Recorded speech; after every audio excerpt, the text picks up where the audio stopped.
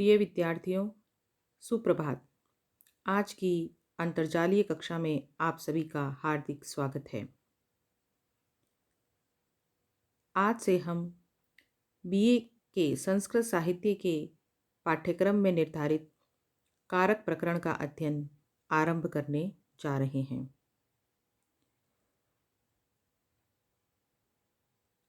पाठ्यक्रम में निर्धारित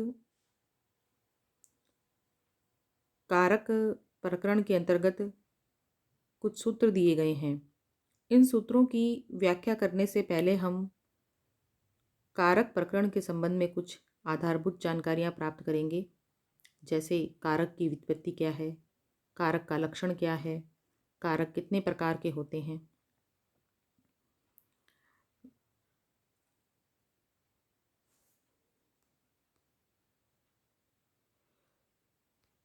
इत्यादि के संबंध में विस्तृत जानकारी आज के इस वीडियो में हम प्राप्त करेंगे।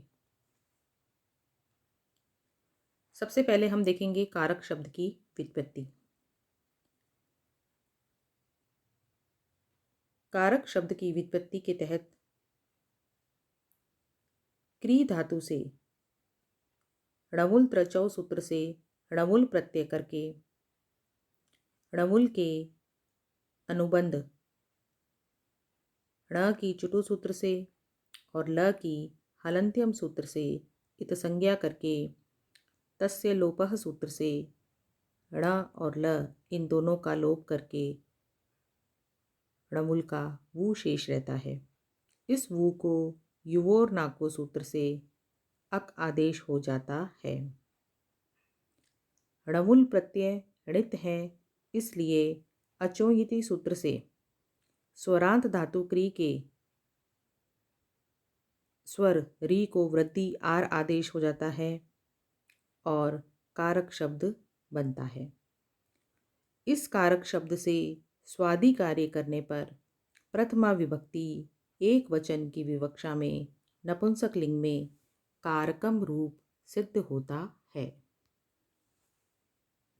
कारक का लक्षण क्या है, अब हम इसके संबंध में जानेंगे।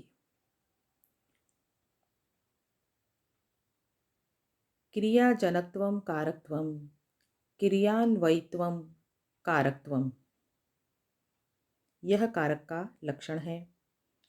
जो क्रिया का जनक है वह कारक होता है या फिर जिसका क्रिया में अन्वय होता है वह कारक होता है।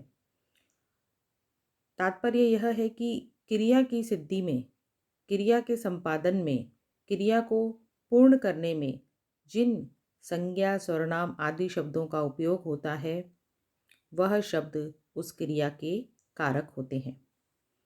जैसे पाचकः चुल्लिकायां काष्ठाग्निना तंडुलम पचति। इसका अर्थ है पाचक चुल्लिका में काष्ठ की अग्नि से चावलों को पकाता है। यहाँ पर पचति क्रिया है।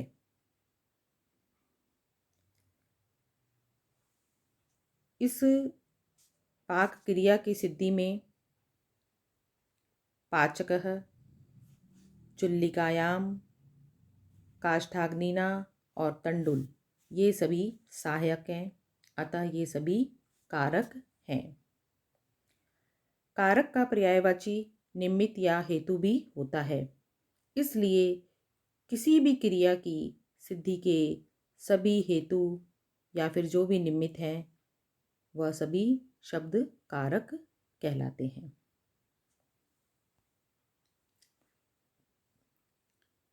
किसी भी क्रिया की सिद्धि के लिए 6 प्रकार के संबंध हो सकते हैं। ये संबंध क्रमशः कर्ता, कर्म, करण, संप्रदान, आपादान एवं अधिकरण कहलाते हैं। कहा भी गया है, कर्ता कर्म च करणम च संप्रदानम तथैव च अपादानाधिकरणम इत्याहु कारकाणि षट्।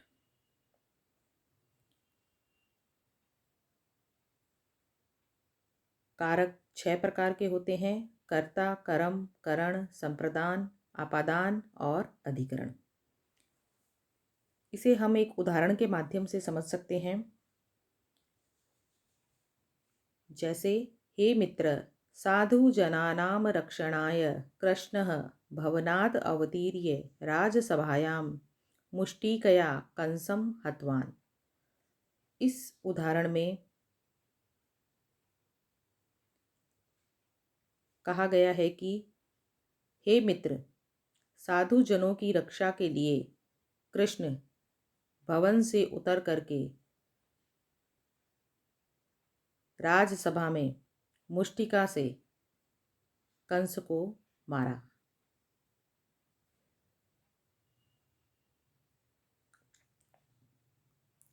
हे मित्र, साधु जनों की रक्षा के लिए कृष्ण ने भवन से उतर करके राजसभा में मुष्टिका से कंस को मारा। यह इस उदाहरण का अर्थ है।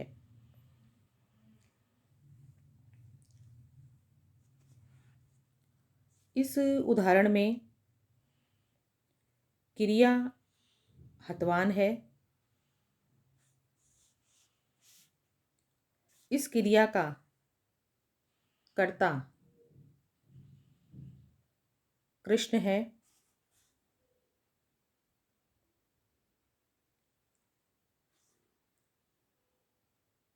कृष्ण ने कंस को मारा है, तो मारना क्रिया का कर्म यहाँ पर कंसम है। मारने की क्रिया यहाँ पर मुक्के की सहायता से की गई है, इसलिए मुष्टिकया यहाँ पर करण है।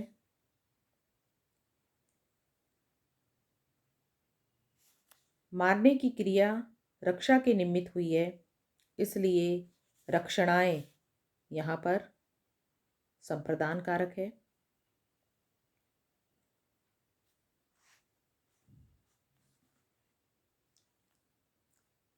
मारने की क्रिया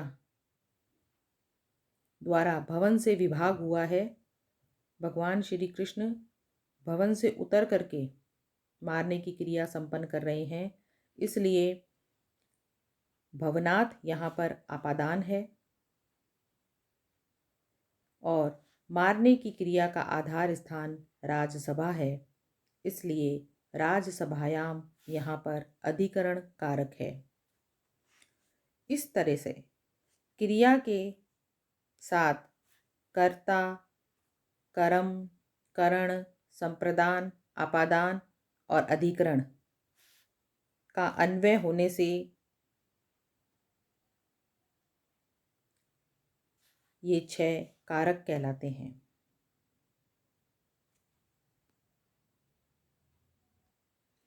इस उदाहरण में हे मित्र और साधु जनानाम, ये 2 पद और हैं, किंतु इनका क्रिया के साथ साक्षात संबंध नहीं है और न ही ये क्रिया की सिद्धि में सहायक हैं। इसलिए इनको कारक नहीं माना गया है। यहाँ पर हे मित्र संबोधन है और साधु जनानाम में संबंध कारक है। संबोधन में प्रथमा विभक्ति का प्रयोग किया गया है और साधु जनानाम इसमें संबंध अर्थ में षष्ठी विभक्ति का प्रयोग किया गया है।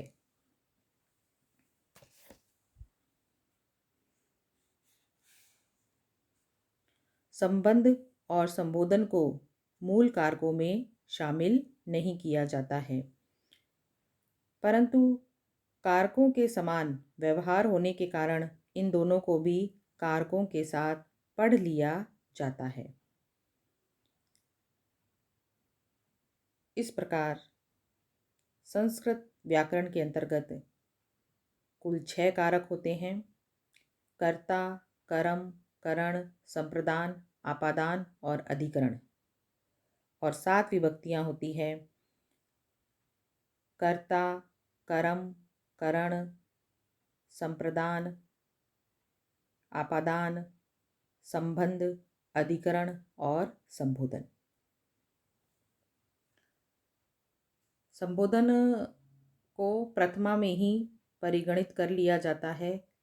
इसी कारण से 8 विभक्तियां नहीं होकर के कुल 7 विभक्तियां ही मानी जाती हैं। इस प्रकार कारकों का वर्गीकरण इस प्रकार है।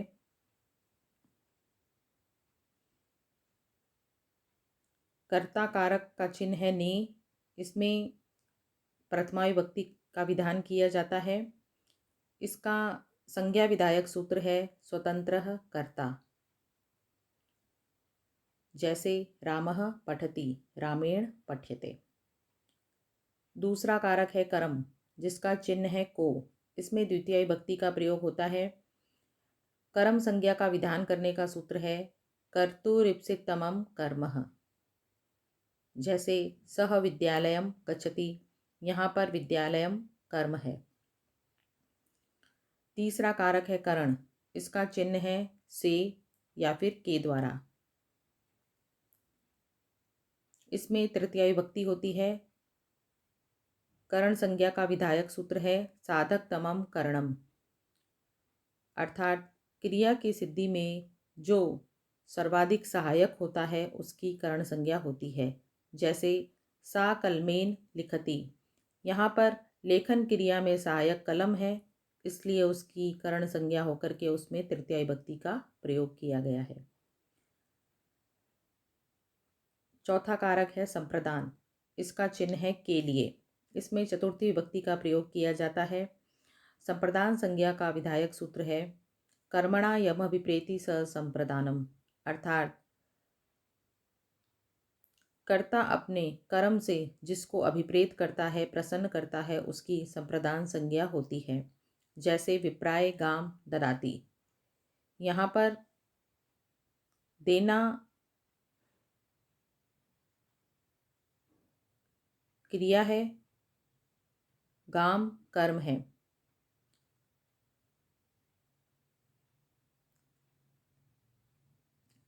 गाय को देकर के विप्र को प्रसन्न किया जाता है, इसलिए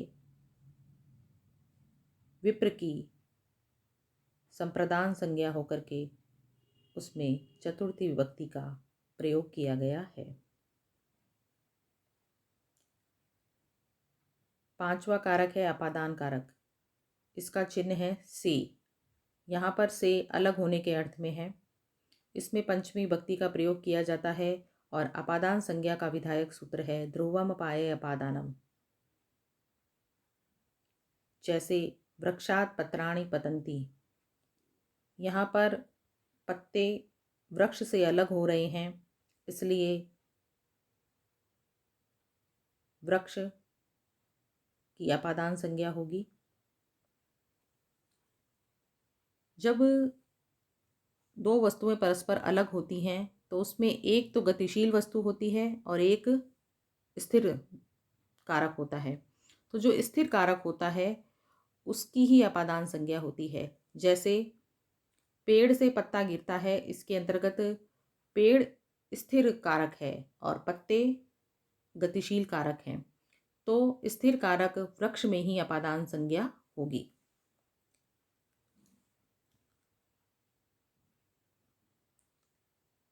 संबंध का चिन्ह है का के की रा रे री। इसमें षष्ठी विभक्ति का विधान किया जाता है।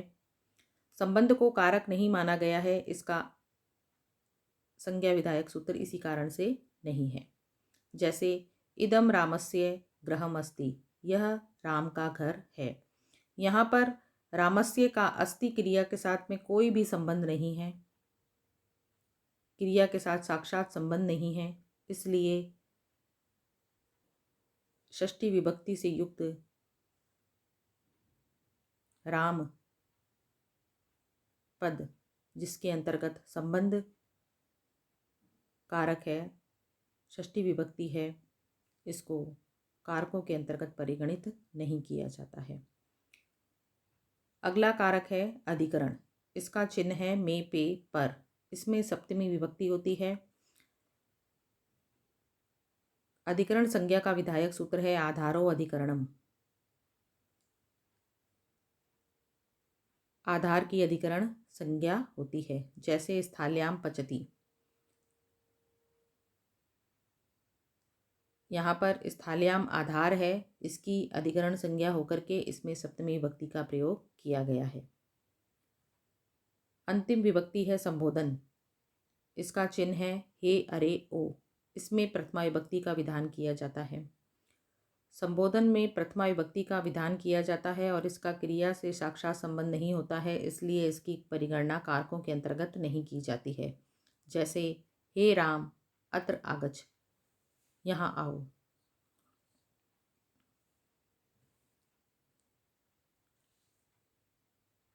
इस प्रकार आज हमने